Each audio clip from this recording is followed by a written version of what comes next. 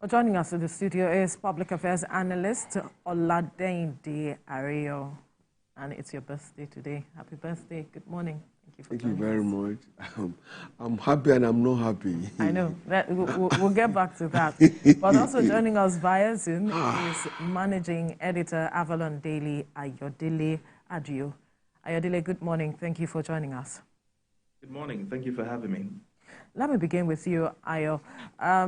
The government has moved to address this matter of the hiking prices, and we're beginning to see some results in states like Kwara, Kano, Niger State. And I wonder what you make of this move and the results that we are seeing.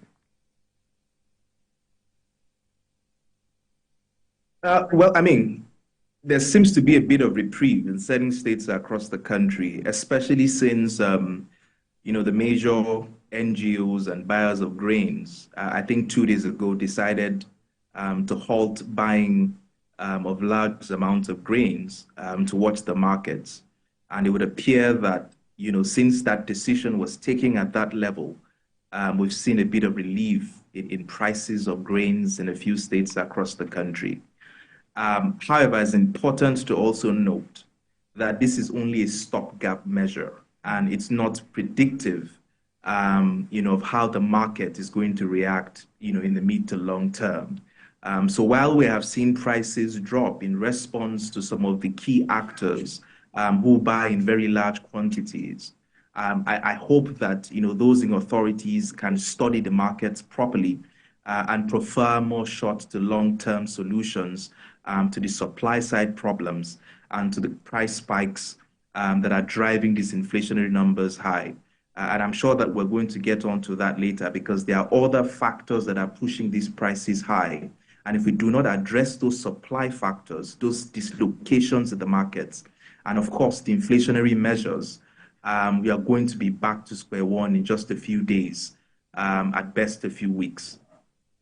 As one wonders, I'm still staying with you, Mr. Ayodele. One wonders why this is, or this has been, because it was also argued that because the government plans to release grains from silos, from the food bank, that's why those who are holding these food items felt if the government goes ahead to do this, that is going to affect the prices or the reason why they're holding their food. That's the reason they're pushing this food out.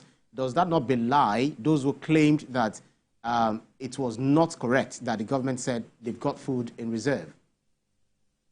Now, firstly, there are certain words that I don't like to use when analyzing this crisis, which is the fact that people are hoarding. It sends an incomplete message. It's not the reality in the marketplace. The real problem, and that's why if we misdiagnose the problem, we'll be addressing it very wrongly. The real problem is the fact that there's a supply problem, and in many instances, people cannot afford to buy food at the price that is being sold at the marketplace. So in some areas, there is food available, but people, because of inflation and the price hike, they simply cannot afford to buy food. And that is why I'm saying that there are certain interventions that need to happen. And I quickly give you an example. Many of these food items are transported by lorries and trucks that ride on diesel engines. And the cost of diesel per liter is 1,300 naira to 1,500 naira per liter.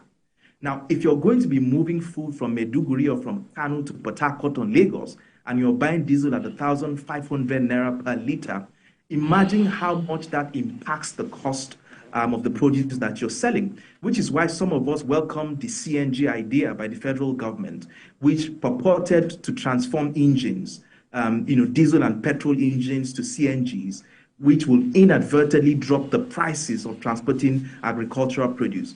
And I'm saddened that this has not happened. For instance, there are so many private sector actors across the country, people like Mesovest, who have the capabilities to transform engines, petrol or diesel engines to CNGs, and have capabilities to set up infrastructure, to fuel these cars consistently. These are the kinds of private sector actors that should be empowered by the federal government so that we can not only drop the cost of transportation, but we can efficiently lower the cost of food, if the cost of transportation comes down sustainably. These are the kinds of interventions that I like to see. I don't like the idea that people are hoarding. You can't hoard perishable items.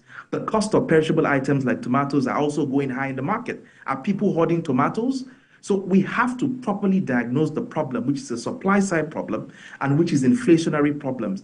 And these price shocks are largely caused by the cost of transportation, and the fact that many of these inputs, farm inputs like seedlings, like fertilizers, are 3-4 times the cost that they used to.